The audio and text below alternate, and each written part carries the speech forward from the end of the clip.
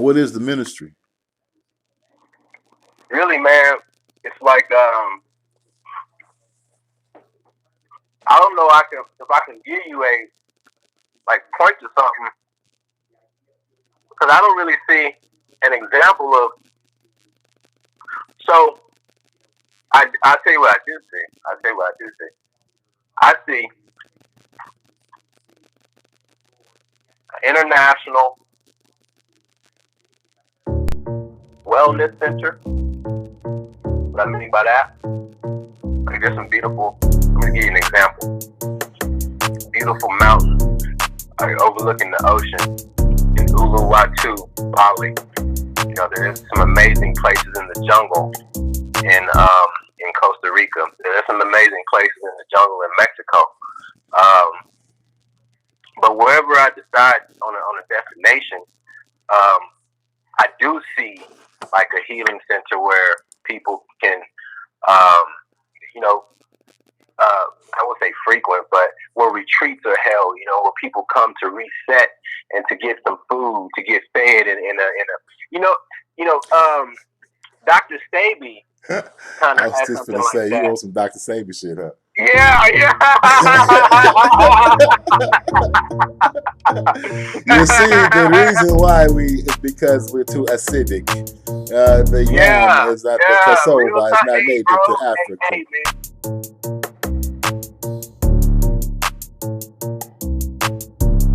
I'm 18 years old. I have a 2-year-old child. You know what I'm saying?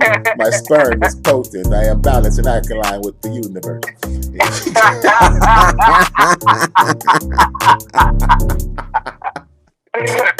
Dr. Sadie was fucking, man. Yeah, Dr. Sadie, man. You know what, bro? I just got off Dr. Sadie. I mean, I've been on. Let me tell you something. I just watched Dr. Sadie for again. Because I go back and I watch not only him, Dick Gregory, you know, but then right. Vintage in the same vein. But you know, I was wondering, we lost Dr. Sebi, and you know, conspiracy theories are muck. He was, I don't know, bro. I know he was saying that mucus is the reason why essentially, you know, we all succumb. Eventually ended up in pneumonia, and that's what he died from pneumonia. So I guess we should take what he has to say as accuracies. Like he was saying, a lot of the vegetables and stuff that we think are good for us, you know what I mean, are not. I.e., like kale is a synthetic hybrid that was created in the laboratory. But anyway, I'll let you finish. Go ahead. Back to Costa Rica and Bali. Well, yeah. But no, man, you really kind of hit the nail on the head, bro. You know, that's really, you know, on some Dr. Sabi shit for real. You know, I really do see myself having like a you know, a healing center in a I wouldn't say remote, because it ain't really got to be remote, but the energy of the land needs to be there, man. And Marty Joe say you need to be a guru. Hey, I just said spiritual teacher, bro. What you say? Hey, I've been dancing around it, but it's what I'm describing. I can see you now, dude. You know, all white linen and shit out there. You know what I mean? Barefooted and shit.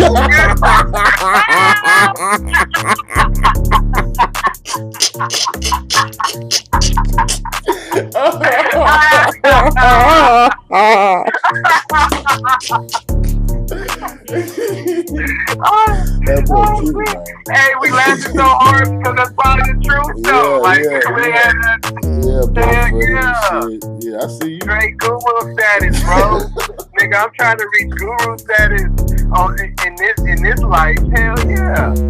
This nigga here sitting crossed in Indian style, you know what I'm saying? Hairs on his shit. Got the little hairs on his chest coming out the linen and shit. Hands to the side, head up and shit, froed out, beard deep. You know what I'm saying? Barefooted, chanting. Got it, you know, yeah, I feel you though. I feel you. With the seashell necklace. You know what I'm saying? Yeah. Hey, but real talk, you can kind of see a nigga doing some shit like that, though. Oh, shit. Yeah, real talk. All bullshit aside. I can see you doing something to something similar. I mean, you know, in a retreat like, you know what I'm saying? But off the grid, You know what I mean? On some real plant medicine type shit, ayahuasca, mushrooms. Hell yeah. You know what I'm saying? And you know what I mean? All plant based vegan foods and hell yeah, man. People come there reset. You know what I mean? And they get some spiritual teaching. They get some you know what I mean? They get some what's your name? What's your name gonna be? What's your name gonna be? Shit, I don't know. Swami Krishna, nigga. I can see you now. What you gonna do with the big boy shovel? You can tell they've been eating bacon for a long time. What room you gonna put them in, and what's gonna be the program? Yeah, man. Hell to the in a place where you look like you're gonna lose, and then you win. The pain that's gonna come with being independent, you have to embrace it because it's gonna happen.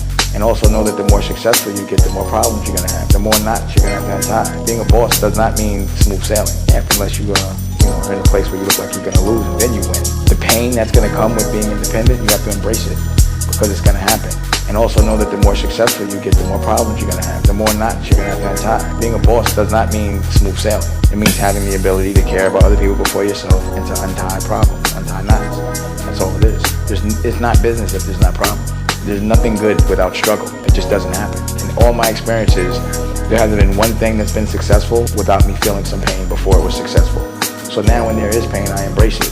I've been embracing it. I'm a G about it because I know that must mean that if I'm cool, then what awaits me is like the darkest before the dawn. I don't want to sound corny, but that's really that's what has to happen.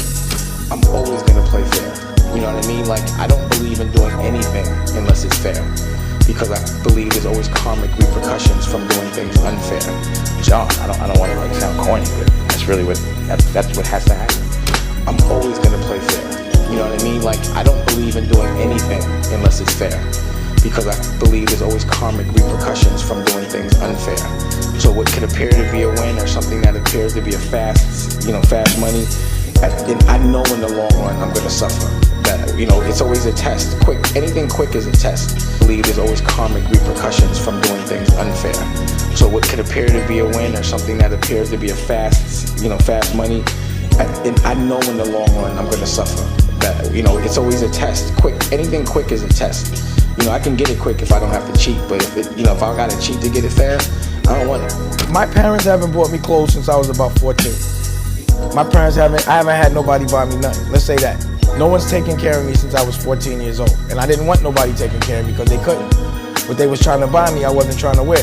Taste, talent, and work ethic. You know what I mean? And all of it, I need all of it.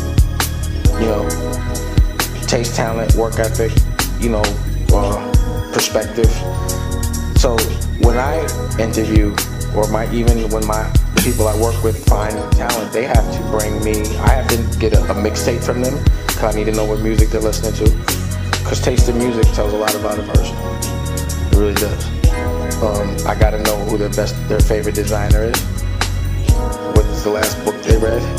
Favorite artist. And it's funny, because sometimes, you get those, the answers are hilarious, but people be trying. They don't have, but you honestly have to have I look for all your senses to be activated. You know what I mean? Like I need you to have good taste in music. I need you to have work ethic. I need you to be a good person. I need you to have good taste in clothes. You need to be able to be savvy in more than just one thing. Like everyone in my staff can do there's not one job that anyone does in my staff. If I make a regular business that doesn't touch pop culture or doesn't make history, then to some people that would be considered going backwards. That's not a pressure for me because I could care less what people think, and I don't think there's anything about my career where you would think I did it for someone else. I'm just constantly trying to impress myself. I've accomplished, relatively speaking, a lot of things where you would think I did it for someone else. I'm just constantly trying to impress myself.